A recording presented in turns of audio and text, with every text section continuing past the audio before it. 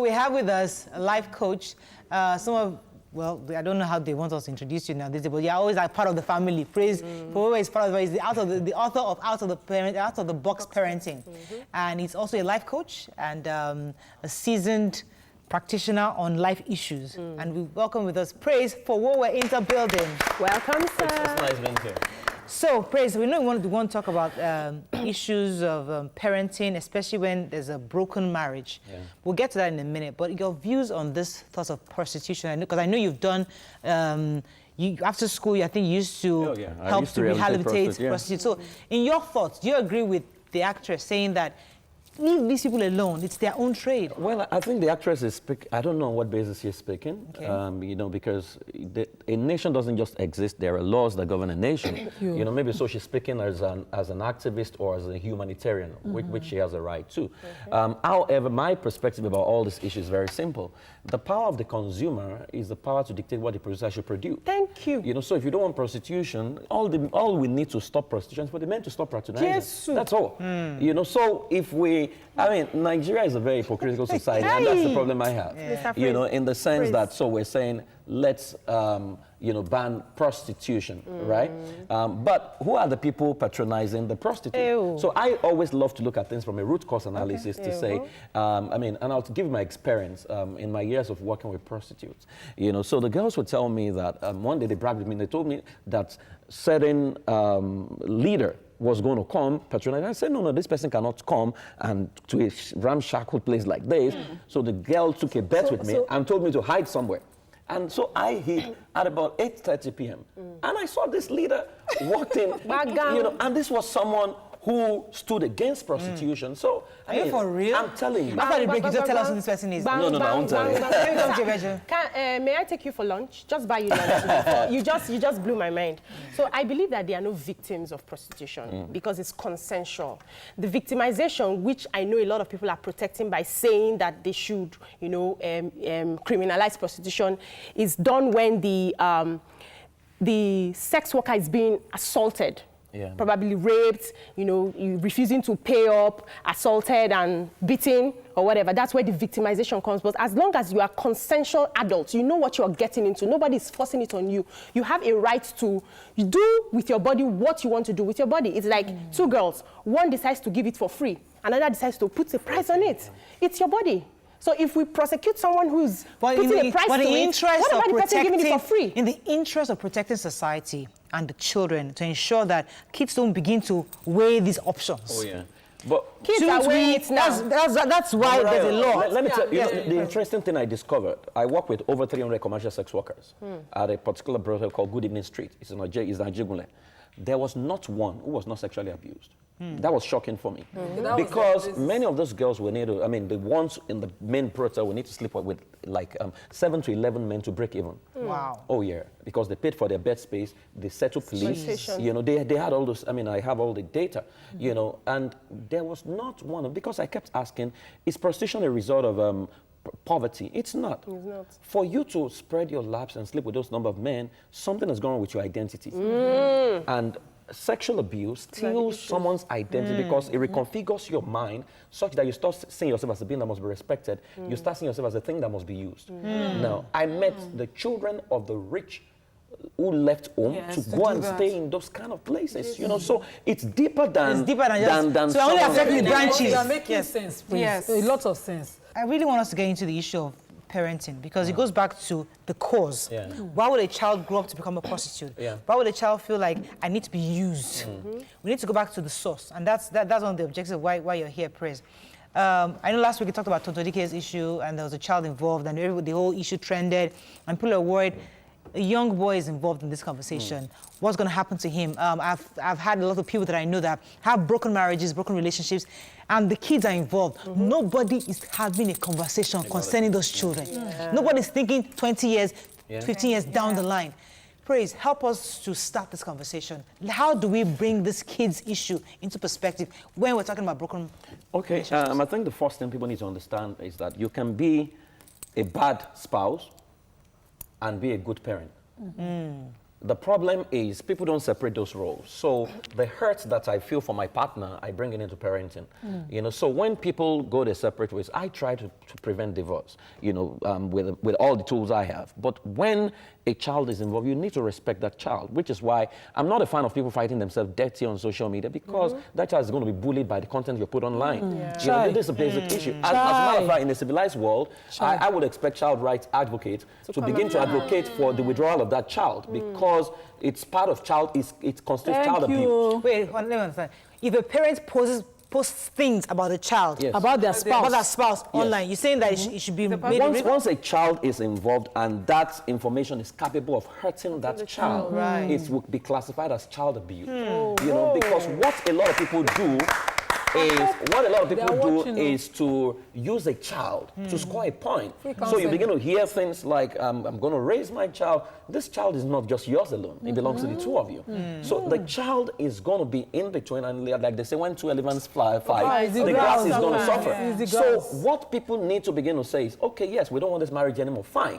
Can we trash our issues and separate it from this child and come together to raise this child, which is where co-parenting, there's a body of knowledge called co-parenting, which is where it comes in to now say, okay, who is this person? But Prince, sorry, using this case, this story in particular, you know, she made a lot of accusations, and there were serious accusations. Yes. And her explanation, when people came for her, that, oh, won't you see, this may affect your child in some way. And she says, I'm not going to lie about the sort of person this man is to my child. Okay. My child will know it. In her way, it's also a form of protecting her child in the future against a man that may in the future harm him. You cannot remember that when people are hurting, they are subjective in their hurt. So what people push out, it's only one side of the story. Exactly. You know, I'm trained not to listen to one side of the story. And I actually think that lady is hurting big time and she needs help. The bigger issue I have is when you don't have anyone who can call you to order. Someone should be able to say, stop talking to the media. When you don't have that, I have a problem. Now, you cannot, because there is what we call age-appropriate information. Now, so if you sit, and which is, I've seen it happen. Lives have been destroyed, children have been destroyed by hurting mothers who, I mean, we saw one on social media where a woman was telling her son to be telling the father, your father is a fool, your father is a useless man. This child, the moment the child can read and write, his friend at school are going to tell him, go online, see what your mother said about your father. Now, what we need to understand when we're fighting is, no man is a write-off. People can change, right? If you have to rate me by my life 20 years ago, you probably not have me on this show. I was a terrible guy, right? But I've changed. People can rewrite their story, right? And that's why you cannot expect perfect behavior from an imperfect person. You yourself, you are not perfect because if you bring me to analyze all these marital issues, I would ask, why did you marry? In the first place. That's the first question. You cannot get married to someone and it goes bad and totally blame the person. How did you make that choice? And where a child is involved, separate your love life from your child. What you owe the child is parenting.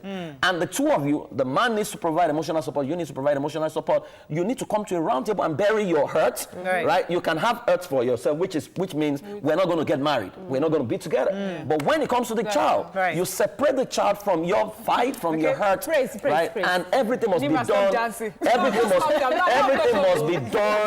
Everything must be done in the best interest of the child. And that's UNICEF Global Standards.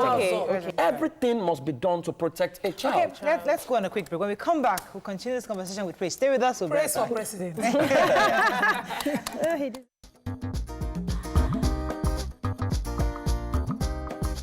Stay tuned. Your View will be right back.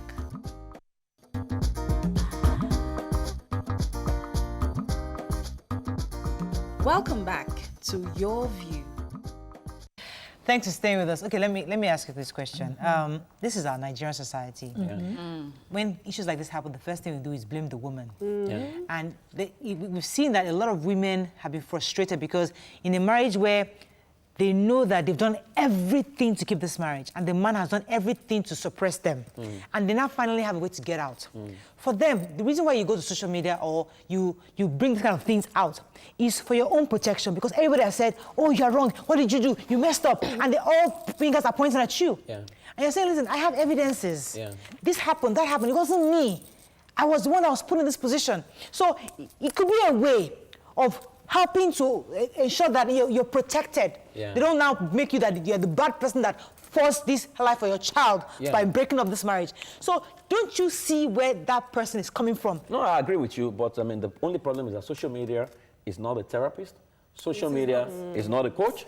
Social media is not a healer. Social media, at best, is a gossip community where everyone will just... He already judged you. No. Talking back. Let me say this to you. Judges you. I'm not against someone who goes on social media, but a time comes where you need to stop. To now say, hey, what do I want? Do you want to tell your story or you want healing? Two different things. You know, because people will say, okay, exhale, speak out, me too. It's fine. Right, but Me Too does not solve the problem, right? Because it doesn't heal you. Healing is a process. We take people through healing regularly, right? You need to, because for every negative experience you've had, there's a corresponding positive. And if you look at things from a holistic view, wherein you look at your life as a super story, every negative experience you have is actually the suspense in the movie of your life. If you appropriate it properly, it helps you move on. Because people will repeat patterns if they don't heal. Oh, Praise, that makes sense, right? But this is our society, and this society, a lot of the problems that women have had is it all boils down to what we call silence. A lot of Nigerian married women have been are being told now to speak up, to suppress, to speak up, so that we can all learn. A lot of people will tell you about issues that happen in their family that they didn't know for many years because the mother. We are meant to now free ourselves and speak up and learn from it and not be suppressed, because they have used silence to suppress women. I'm not for silence, but who you talk to is another ballgame entirely. Right? You want to talk, but talk to someone who can help you. Of what essence is to come and tell, I mean, if all of us are broke, and I come here, and I say I'm broke, I need 2 million, and none of you can help me, what has my talk? But do you know, I'll come to Nima now, I have a call, but do you know that this person's talking has done some good in such that a lot of people would not probably even want to deal with this man in question. Man that is tying red wrapper around me. I don't want to do business with this. That's the problem. You know, that's defamation. If you look at this, that's the I don't want to do business with that man. Now, which is the problem? You have ruled the man out. That man is capable of committing suicide because the society is going to judge him based on the mistakes of his past. And we all have our mistakes. If I bring out your own skeleton, nobody will relate with anybody. Let me take this call. Adesu, are you there? Yes, please. Thanks for calling. Go ahead, please. Yes, I decided to call because I recently got divorced and I have a 10-year-old child. And it's important that we need to know something, and that is, as individuals, they always say a word. They say you can't give what you don't have. If you're a naturally bitter person, it affects every area of your life. Now I'm going to talk about myself personally and my son. Like I say, you know, and I like what one of you have said earlier on. I'm not about going to blame one person is bad or one person is good, you know. I blame myself because, you know, I knew many things before I got married and I went ahead. So I have a responsibility, you know, at being making a wrong choice. So in that stage, in that part of it, I hold myself a big very responsible. Now, concerning children and your other partner, I agree absolutely about separating, you know, your issues with your son. Now, even before I decided to leave my husband, I was totally caring for my son. You know, that's because I'm with him now. I'm the one taking care of him, doing every single thing you can think of a child. I do it. But you know, the funny thing is that I'm not even bitter, you know, and I've trained my son, you know. My son cannot talk anything evil about his father. Right, which is good. I'm not happy with his father. I don't want to, I may wish him well. That's the funny part. I really wish him well. Okay. Now, what I'm saying is that by nature, I try to look at the positive. And I try to look at, you know, my own path. All right. Where did I play in? Where did I make my mistakes? and I move on. Fantastic. And I have a decision I've made in my life. All right. I don't hold grudges. I don't hold hatred. All right. Thank you very much, Adesa, for your views. Thank you. What happens when two parents are not fit to raise the child? Well, then the child should be withdrawn. I mean, Who withdraws the child? the state can actually, I mean, Lagos State government has withdrawn, they've withdrawn quite a number of children, you know, so they have a space where they keep such children. But who reports? Like a family member can go and You report? can actually report as a neighbor. You can send a mail, you can call to say a child is on the thread, and the child social welfare How they come on Port Harcourt? units can do that. Now, talking about how to wear it. Yeah. Now, it's very simple. You say, I mean, and I've given this example here before. If the President of America brings his child to you, I'm not emotional, emotion is not my thing, and says to you that my child is very stubborn, but I want you to raise him for me. What we're going to do is we will install CCTV in your house and observe what you're doing from the White House. Your reward is American citizenship and $1 billion US. Jesus. Right. And we grow what are you going to do differently to raise this child? If the child begins to say, you are stupid, what are you going to do? Are you going to slap the child? You're not going to slap the child. You are going to suddenly become an actor. You are going to put up your best behavior. You are going to research. You are going to pray. So you are going to do everything. For granted. Right? So if we can treat the president's child like that, a lot of us treat our children with judgment. We treat other people's children with empathy, especially authority figures in our lives. So we are actually wicked to our children, and it's in our history. I mean, there was a But is that not good? It's supposed to be a good thing now. No, like, they are strict on them, make them... No. Being strict is different from being wicked. wickedness. Okay. Right? So we slap a child for what we don't, for what we have not taught him. Right? Because even that you have taught him doesn't mean he's going to master it. It needs time. There are things even in your adulthood you are still trying to master. Yes. And nobody's slapping you for In fact, it. I have to go on a break So on this. it starts with, do I have absolute love for my child, and who is my child? If you create that perception code, it changes the game totally. My uncle say I'm always frowning. Every time, where are you frowning? I'm not frowning. I'm just thinking. It's not frowning. I'm not frowning. When you bring work home, so what I would never do. What I'll do for you is when you come home, the first place you should go is to your bedroom, right? And massage your back by yourself, welcome yourself home, right? Because never forget that at work you function like a man. You have you switch into your masculine mode. Right. When you get home, you forget to switch back to the feminine mode. So you need to consciously switch back to say, now, Mariah, you are. All right, let's go on a break. Mommy. Hey, I don't be smiling. Hello, welcome. No. Smiling. Let's go on a break. We'll be right back.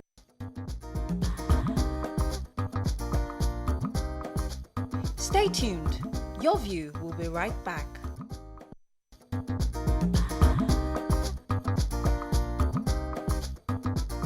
Welcome back to Your View. Thanks for staying with us. Honestly, I'm so glad. I know that Praise is planning some a conference, your annual conference, May 15th. Yes. I'm really excited about it because we need learnings. I mean, everybody needs to come and learn. But my problem, Praise, is that we mothers, we are ready for this. A lot of our husbands, fathers, just, what does Praise know? Or what are they talking about? It's not parenting. My father will not raise me. I will not turn out well. Yeah. A lot of men just are reluctant to come and do this. What can we do to encourage fathers to come for this kind of event? It's always very tough, especially in Africa, but you see, what I say to people is that we can't control our men or do anything about our men. Can we do something about our boys? Who we are raising? They are going to be the men of the future, so we can do something about our boys and by getting them to do what is right. So I think that's where it starts from, but for some of the men, you see, especially if you're dealing with African men, it would be better if you suggest and allow them to take the decision. Now, so what I always say is, again, you sandwich, to say, sweetheart, I was wondering if you could, you first appreciate something about them. I was wondering if you could follow me to a particular place, but if you can't go, it's fine. And it works. You would realize that. Try it. Yeah. I have a call. Do you want me to disclose your identity, Auntie? Okay, no. A private person, somebody just called from London. Okay. Yeah, go ahead. Okay. Hello? Yes. Londoner, go ahead, please. All right. First of all, let me thank everybody that is on the. Yeah, let me thank everybody that is on the table there. Thank you. And I think it is very important for us to make it known to the public what women go through. I'm going to bounce off on Tonto Dikeh.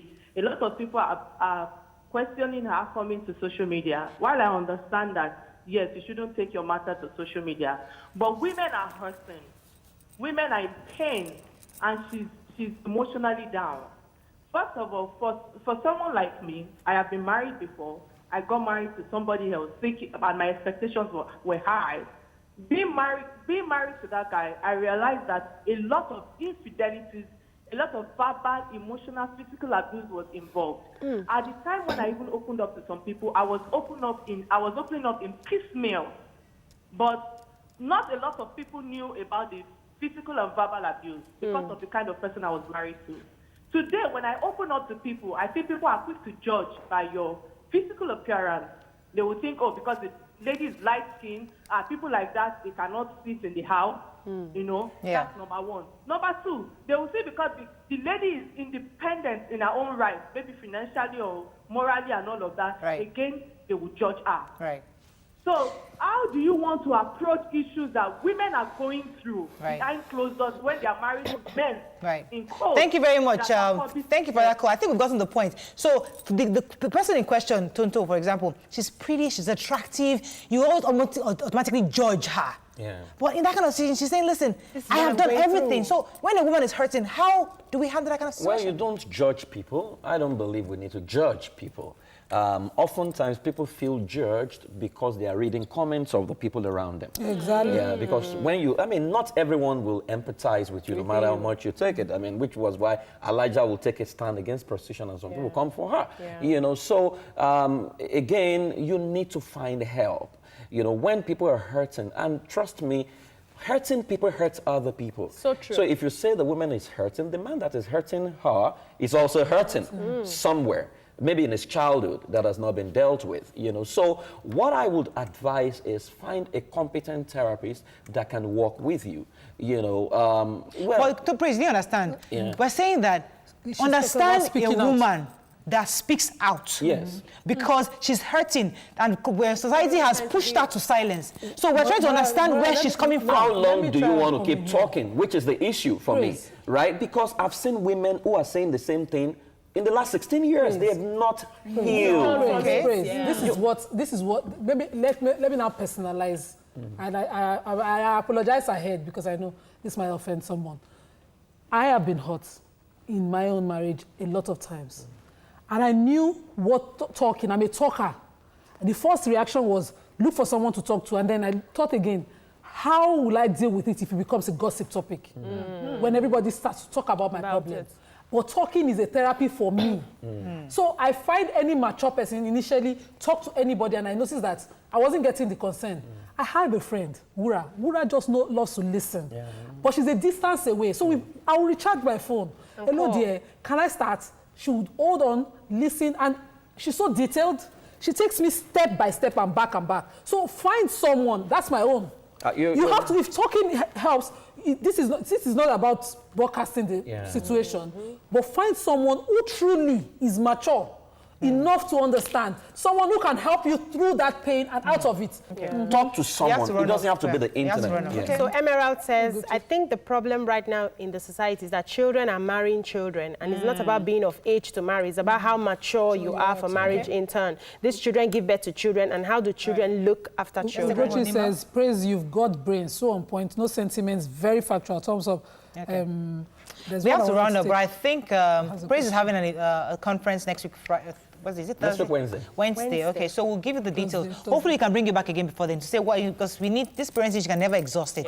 But especially for fathers, and I like us to focus a bit on fathers and letting them, help them understand why they must come for this kind of conference. Okay, that's all we can take on the show today. Tomorrow is our live audience show. Please come early so you can get a seat. Have a fabulous day. We'll see you then. Bye-bye.